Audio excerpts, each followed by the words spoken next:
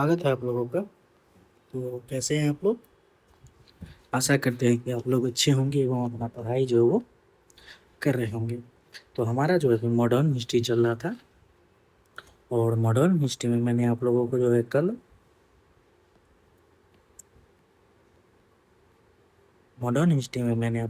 है कल वो ब्रिटिश पॉलिसी बता दिया था। क्या बता दिया था? ब्रिटिश पॉलिसीज, यानी कि ब्रिटिश पॉलिसी यानी कि ब्रिटिश नीति मैंने आप लोगों को बता दिया था। ब्रिटिश नीति बता दिया था मैंने आप लोगों को। ब्रिटिश नीति मैंने आप लोगों को बता दिया था। इसमें मैंने क्या बताया था? इस नीति को मैंने दो पार्ट में बांट के बताया था। कितने? दो पार्ट में बांट के बताया था। पहला हमारा जो था वो था विस्तार की नीति, विस्तार के क्रम में उन्होंने कौन कौन सी नीति अपनाई वो। और दूसरा जो हमारा था वो था आर्थिक नीति। कौन सा था? आर्थिक नीति। तो इस विस्तार की नीति में मैंने आप लोगों को 5 नीति बताया, और आर्थिक नीति में मैंने आप लोगों को 3 नीति बताया था। तो ये जो हमारा टॉपिक है ब्रिटिश पॉलिसी, वो कंप्लीट हो गया था। तो आज का टॉपिक हमारा क्या है? आज का टॉपिक हमारा क्या है? तो जैसे कि मैंने आप लोगों को जो है फर्स्ट क्लास में बताया था, जो किस प्रकार से हम जो है आगे बढ़ेंगे, उसमें मैंने आप लोगों को बताया था जो ब्रिटिश नीति के बाद मैं आप लोगों को ब्रिटिश अर्थव्यवस्था पढ़ाऊंगा। क्या पढ़ाऊंगा? ब्रिटिश अर्थव्यवस्था, ब्रिटिश काल में अर्थव्यवस्था।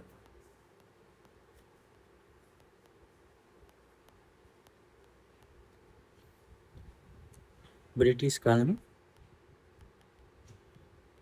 अर्थव्यवस्था यानी कि economy under British rule. Economy under British rule. तो ब्रिटिश काल में अर्थव्यवस्था में आप लोगों को बताऊंगा। तो चलिए, तो आज का हमारा टॉपिक यही है, ब्रिटिश काल में अर्थव्यवस्था। तो ब्रिटिश काल में अर्थव्यवस्था को हम पढ़ने से पहले हम देख लेते हैं जो ब्रिटिश काल में अर्थव्यवस्था पढ़ने के लिए हमें तुलना करना पड़ेगा। इससे तुलना करना पड़ेगा तो हमें मुगल काल से तुलना करना पड़ेगा। अर्थव्यवस्था को हमें जो है अर्थव्यवस्था को जो हमको जो है मुगल काल से तुलना करना पड़ेगा।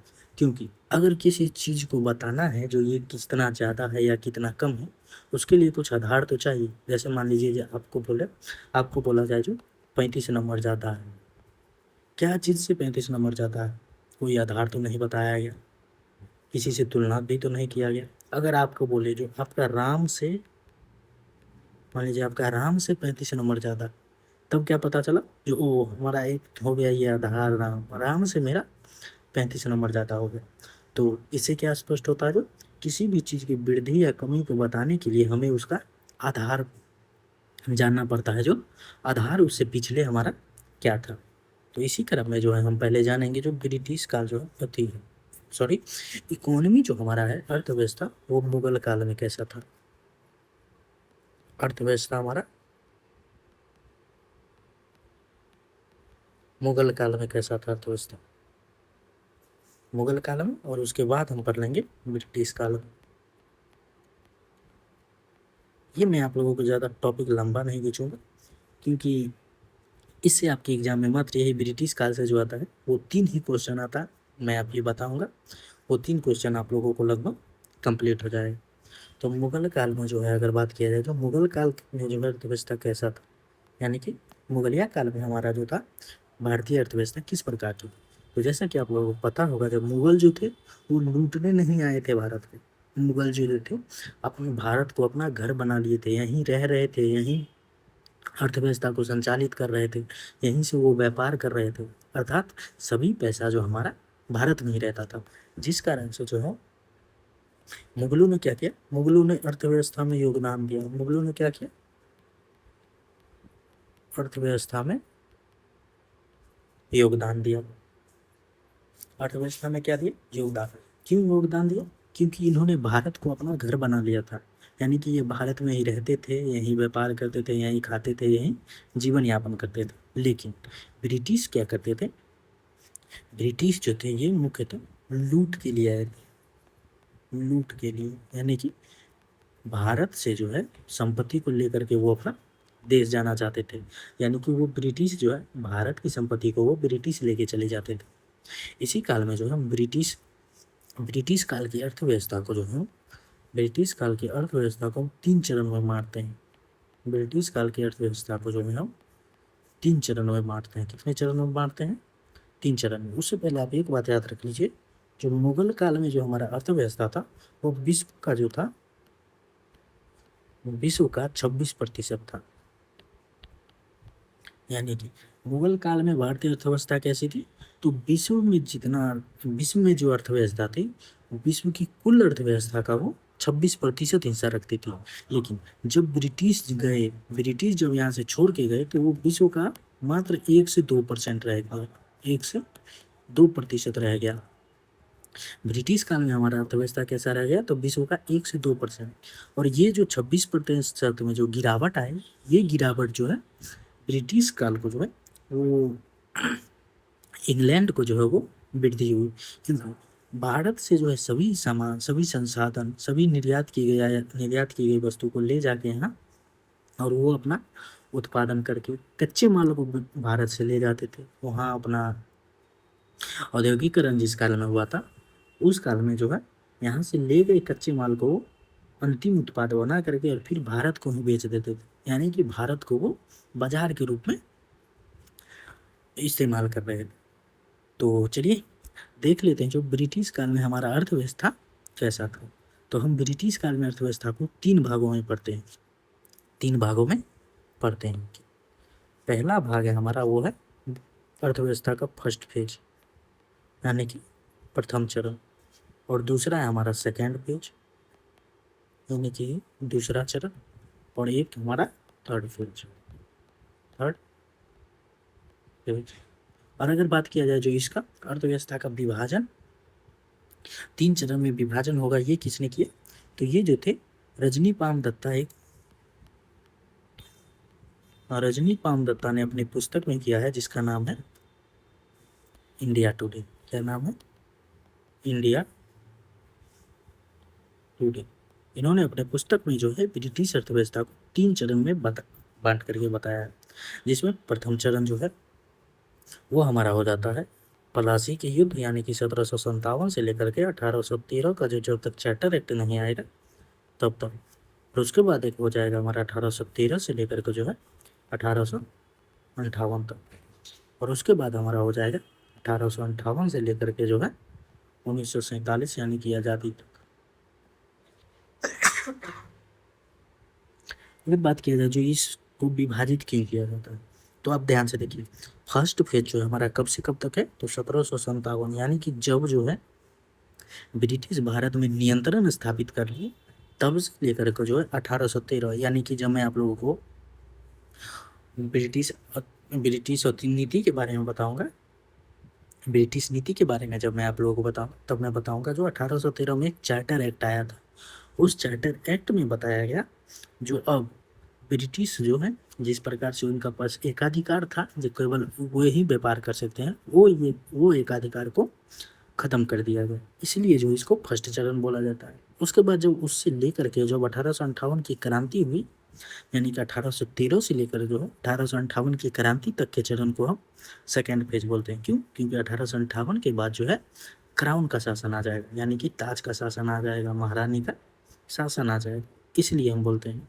और उसके बाद 1858 के से लेकर के और 1947 जो हो जाए, यानी कि भारत की आज़ादी तक, उस चरण को हम थर्ड फेज कहते हैं।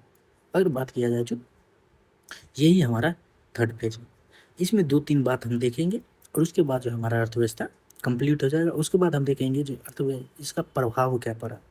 तो पहले देख लीजिए फर्स्ट फेज को हम, फर्स्ट फेज में अगर आपसे पूछा जाता है तो ये पूछा जाता है तो फर्स्ट फेज को हम किसका चरण कहते हैं, तो आप बताइएगा। जो फर्स्ट फेज को जो है वाणिज्यिकरण का चरण बताते हैं। क्या बताते हैं? वाणिज्यिक वाणिज्यिक चरण बताते हैं। वाणिज्यिक चरण मतलब व्यापार का चरण बताते हैं। यहाँ से लेकर के जो है यहाँ से वस्तु को ले जा करके जो है ब्रिटिश ले जाना, भारत से वस्तु को ब्रिटेन भेजना, ये हमारा क्या होता है वाणिज्यिकरण, यानी कि कमर्शियल व्यापार करना हमारा वाणिज्यिकरण बोलते हैं। और यहाँ से जो है इस चरण में जो है भारत सरप्लस में रहता था। क्यों? क्योंकि यहाँ जो है तैयार माल का निर्यात किया जाता था। क्या किया जाता था? तैयार माल का निर्यात, यानी कि यहाँ भारत में ही वस्तु बनाया जाता था और यहाँ से वस्तु को निर्यात किया जाता था। तो ये हो गया हमारा फर्स्ट फेज। फर्स्ट फेज को हम वाणिज्यिक चरण का फेज भी कहते हैं। और इस फर्स्ट फेज में जो है तैयार माल का निर्यात किया जाता था। और दूसरा है हमारा सेकेंड फेज। सेकेंड फेज को हम जो है मुक्त व्यापार का चरण कहते हैं। क्या कहते हैं? मुक्त व्यापार का चरण। क्या बोलते हैं? मुक्त व्यापार का चरण। क्यों? क्योंकि यहाँ से जो है अगर कोई ब्रिटिश अधिकारी या ब्रिटिश व्यापारी भारत से वस्तु को ले जाते थे तो उस पर न तो भारत में कोई चार्ज लगता था, न ही ब्रिटेन में कोई चार्ज लगता था। लेकिन अगर भारत की वस्तु जो भारतीय उद्योग के द्वारा बनाया गया है, तैयार वस्तु को ले जाने में जो है ब्रिटिश भारत में भी उस पर चार्ज लेते थे, यानी कि भारत में भी उस पर कर लेते थे और ब्रिटेन में भी उस पर कर लिया जाता था, जिससे भारतीय वस्तु महंगी होती गई और अर्थव्यवस्था में भारत पिछड़ते गया और उद्योग भी जो है धीरे धीरे पतन होते गए। क्योंकि अगर आपको लाभ ही नहीं होगा तो आप उद्योग क्यों चलाइएगा? इसी कारण से जो है इसको हम बोलते हैं मुक्त व्यापार का चरण। मुक्त व्यापार मतलब जो न तो भारत में कोई कर और न ही ब्रिटेन में कोई कर, यानी कि ब्रिटिश वस्तुओं पर जो है किसी भी प्रकार का कर नहीं। और इस समय जो अब तो तैयार माल नहीं जा पा रहा था। क्यों? क्योंकि इसमें जो है बहुत सारा भारतीय वस्तु पे जो बहुत सारा कर लगा दिया जाता था। तो ब्रिटिश अधिकारी यहाँ से क्या करते थे? तो कच्चे माल का निर्यात करते थे। कच्चे माल का निर्यात करते थे। कच्चे माल का निर्यात करते थे। तो ये हो गया हमारा सेकंड फेज। और इसी फेज में सेकंड फेज में ही आना चाहिए कि 1853 से लेकर ही जो है ब्रिटेन में जो है औद्योगिक क्रांति शुरू हो गई। औद्योगिक क्रांति के लिए जो है उसको कच्चा माल चाहिए था, जिस कारण से भी जो है भारत से ये कच्चे माल का निर्यात कर रहे थे। और उसके बाद हमारा हो जाता है अर्थव्यवस्था का तीसरा चरण और लास्ट चरण। उसको हम बोलते हैं वित्तीय पूंजीवाद का चरण। क्या बोलते हैं? वित्तीय पूंजीवाद का चरण। वित्तीय पूंजीवाद यानी कि निवेश का चरण इसको बोलते हैं। निवेश का चरण बोलते हैं। क्यों? क्योंकि 1858 की क्रांति के बाद जो है भारतीय लोग जो है जागरूक हो गए, जो ब्रिटिश अधिकारी हमारे जो है शोषण कर रहे हैं, जिस कारण से वो लगातार विद्रोह करते रहते थे। जो भारत में कोई विकास ही नहीं हो रहा है, ब्रिटिश केवल अपने हितों को देख रहे हैं। तो इसी के काल में जो है और 1858 की क्रांति के बाद ब्रिटेन में जो है निवेश उतना लाभदायक नहीं था। उसमें अगर आप निवेश करिएगा तो 1 से 2% आपको लाभ होता था। लेकिन भारत में जो है निवेश करने पे जो है बहुत अधिक लाभ मिलता था। एवं ब्रिटेन जो भारतीय सरकार जो थी उस समय की ब्रिटिश सरकार, वो निवेशकों को जो है संरक्षण भी दे रही थी। तो अगर आपका पैसा डूब जाएगा तो आपको पैसा दोबारा मिल जाएगा, जिस कारण से जो इसमें जो है निवेश का चरण भी बढ़ गया। और इसी क्रम में जो है रेलवे का विकास भी हो जाता है। क्या होता है? रेलवे का विकास भी हो जाता है। तो ये हो गया हमारा ब्रिटिश काल में अर्थव्यवस्था के 3 चरण। फर्स्ट चरण को वाणिज्यिक चरण, सेकेंड चरण को मुक्त व्यापार का चरण और थर्ड चरण को निवेश का चरण बोलते हैं। तो ये बस आप ये 3 याद रखिएगा। और फर्स्ट चरण और सेकेंड चरण और थर्ड चरण जो है वो कब से कब तक है ये याद रखिएगा, क्योंकि आपके एग्जाम में सबसे ज़्यादा यही पूछा जाता है। तो ये तो हो गया हमारा ब्रिटिश काल में अर्थव्यवस्था के चरण। हो गए अर्थव्यवस्था के चरण। अगर बात किया जाए जो तो फिर भारतीय अर्थव्यवस्था पर प्रभाव क्या पड़ा है इसका? तो impact on Indian economy, impact on Indian economy, यानी कि भारतीय अर्थव्यवस्था पर प्रभाव।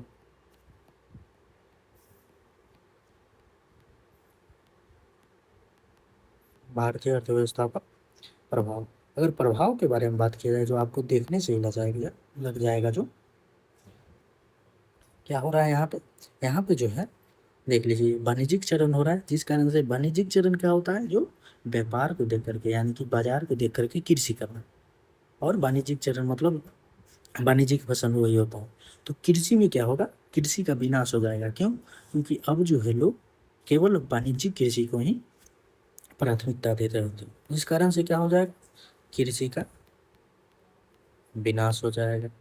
उसके बाद जो इसमें जो कर भी बहुत ज़्यादा लगाया जाता था, मुक्त व्यापार था, इस कारण से जो है ब्रिटिश वस्तु तो मुक्त थी, उस पर कोई कर नहीं था, लेकिन भारतीय वस्तु पे जो है बहुत ज़्यादा कर लगाया जाता था। कर लगाने से क्या हो रहा था, तो हमारा उद्योग का विनाश हो रहा था। क्या हो रहा था, तो हमारा उद्योग का विनाश हो रहा था। और अगर बात किया जाए तो उद्योग का विनाश तो हो ही रहा था, लेकिन इसके बाद क्या हो रहा था, उद्योग का विनाश हो रहा था। उद्योग के विनाश होने से क्या हो जाएगा, लोगों में बेरोजगारी आएगी। उद्योग बंद तो लोग बेरोजगार होंगे, लोगों में बेरोजगारी आएंगी। अगर लोग बेरोजगार हो गए तब वो शहर से गांव की ओर पलायन करेंगे, गांव में जाएंगे तो फिर कृषि करेंगे, लेकिन जमीन तो कृषि के लिए उतना ही है, तो क्या होगा, फिर कृषि पर जन प्रभाव पड़ेगा। क्या पड़ेगा, कृषि पर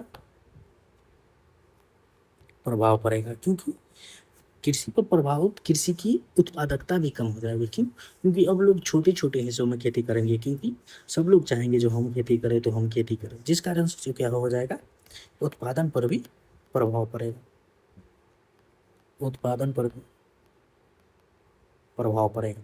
और इसी चरण में जो है एक और बात बोला जाता है, वो बोला जाता है जो इस काल में जो धन का निकासी तीव्र गति से होने लगा, धन का निकास यानी कि धन का निष्कासन। इस मुद्दे को जो है दादा भाई नौरोजी ने उठाया। इन्होंने उठाया, दादा भाई नौरोजी ने जो है इस मुद्दे को उठाया। इसलिए तो दादा भाई नौरोजी ने इस मुद्दे को उठाया। और ये प्रथम, दादा भाई नौरोजी के बारे में याद रखिए, जो ये प्रथम व्यक्ति है जो ब्रिटिश संसद में नॉमिनेट हुए थे, जो ब्रिटिश संसद में नॉमिनेट हुए थे। और नॉमिनेट कब हुए थे, तो शायद 1921 में जो है ये ब्रिटिश संसद में नॉमिनेट हुए थे।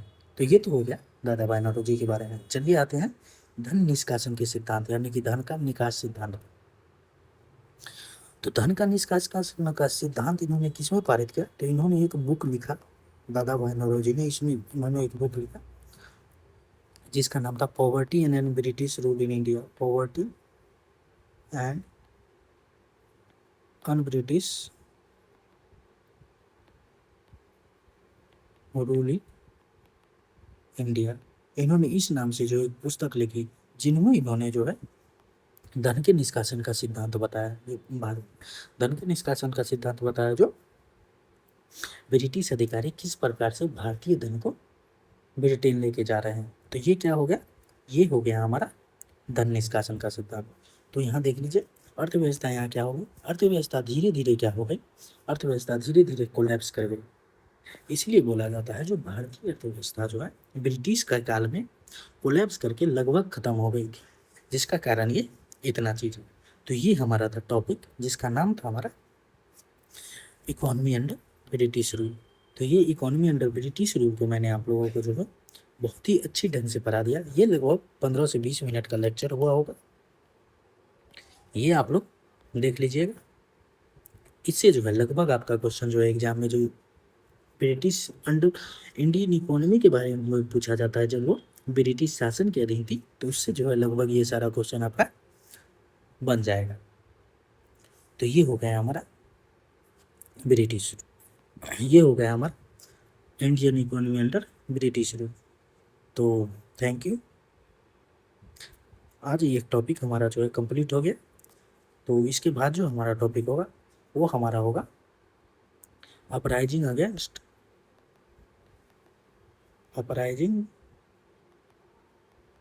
अगेंस्ट ब्रिटिश रूल, यानी कि ब्रिटिशों के विरुद्ध जो है विद्रोह, ब्रिटिशों के विरुद्ध विद्रोह। तो ये है हमारा नेक्स्ट टॉपिक। ये जो हो सकता है ये हमारा जो है 1 से 2 लेक्चर में ये हम कंप्लीट करवाएँ, क्योंकि ये थोड़ा वास्ट टॉपिक है, क्योंकि इसमें बहुत सारे आंदोलन को पढ़ना है। और ये मैं चाहूँगा जो अभी मैं देख लेता हूँ जो किस प्रकार से मैं पढ़ाऊँगा। मैं चाहूँगा जो ये स्ट्रक्चर वे में पढ़ा दूँ, जैसे बाँट-बाँट के पढ़ा दूँ जो किस प्रकार से कौन-सा विद्रोह हुआ था। तो ये पढ़ाने के बाद जो है मैं आप लोगों को जो है, जब ये हमारा ये विद्रोह खत्म हो जाएगा, इसके बाद 1857 की क्रांति पढ़ने के बाद हम सीधे राष्ट्रीय आंदोलन में जो है मूव कर जाएंगे, और वहाँ से हमारा मॉडर्न हिस्ट्री लगभग खत्म होने के कगार पर आ जाएगी। उसके बाद मैं आप लोगों को पॉलिटी शुरू कर दूंगा। तो ये है हमारा तो ये हमारा जो आज का टॉपिक कंप्लीट हो गया। तो मिलते हैं हम आपसे नेक्स्ट लेक्चर में। तब तक के लिए थैंक यू। अपना ध्यान रखिए और पढ़ते रहिए। जय हिंद, जय भारत।